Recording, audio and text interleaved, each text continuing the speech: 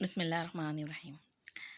अल्हम्दुलिल्लाह हम कुरान की लैंग्वेज को सीखने के लिए कुरान की कुछ ग्रामर के टर्म्स को भी सीखेंगे और जानेंगे। हम कुछ टिपिकल ग्रामर नहीं सीखेंगे कि जिससे हमें बहुत ज़्यादा उलझ जाए हमारे जहन, लेकिन कुछ चीज़ें जो हम पिछली लैंग्वेजेस से भी जानते हैं ना, उनको देखते हुए अपने ब्रेन को उसके अपने सबकॉन्शियस में बिठाएंगे उसे, और इंशाल्लाह इससे हमारी कुरान की अंडरस्टैंडिंग में इजाफा होगा। और आहिस्ता आहिस्ता फिर एक वक्त आएगा कि हमें ग्रामर के हवाले से भी मज़ीद डिटेल्स पता चलेंगी, क्योंकि स्टार्टिंग में हम जो हैं वो बेसिक ऐसी चीज़ें सीखेंगे जो ईज़िली हम एब्जॉर्व कर सकें।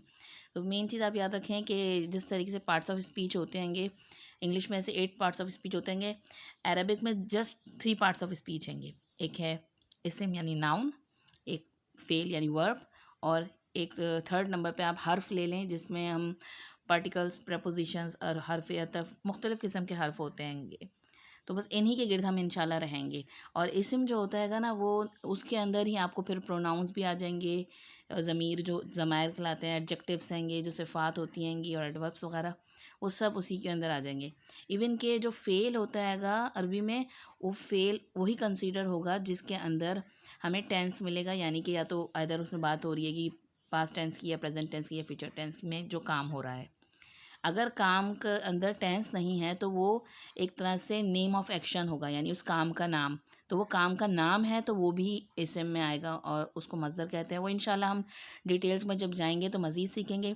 बेसिकली हम वो लफ्ज़ पहले सीखेंगे जो ज़्यादा कुरान मजीद में होते हैं इस्तेमाल, और ज़्यादा, ताकि हमारी अंडरस्टैंडिंग जल्दी हो जाए। तो उसमें हम सबसे पहले हर्फ जर को देखेंगे, यानी कि हर्फ में हम प्रेपोजिशंस को देखेंगे, क्योंकि प्रेपोजिशन छोटे छोटे होते हैंगे और वो बहुत सारे इसम के साथ जॉइंट होकर आ रहे होते हैं। तो इंशाल्लाह ताला वो सीखेंगे।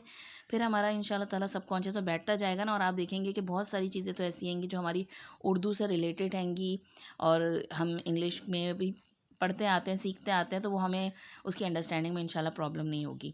बस ये है कि हमें फ़ोकस किस चीज़ पे करना हैगा कि हम यहाँ पे जो सीख रहे हैं वो किसी को जताने के लिए, बताने के लिए नहीं कि मैं कितना फ़ास्ट जा रही हूँ, बल्कि हम बेसिक बेसिक स्टार्टिंग में बहुत छोटे छोटे स्टेप्स लेंगे ताकि हम जम सकें, और आगे हमारा ताल्लुक़ जो है वो अल्लाह ताला से मज़बूत हो सके, नमाज हमारी बेहतर हो सके। और इंशाल्लाह जब हम ये चीज़ें सीख जाएंगे बेसिक्स, तो हम इसके एडवांस चीज़ें भी सीखेंगे, क्योंकि अल्लाह ताला ने इंसान के माइंड को ये कैपेसिटी दी है कि वो आहिस्ता आहिस्ता मज़ीद लेवल चढ़ता चला जाता है।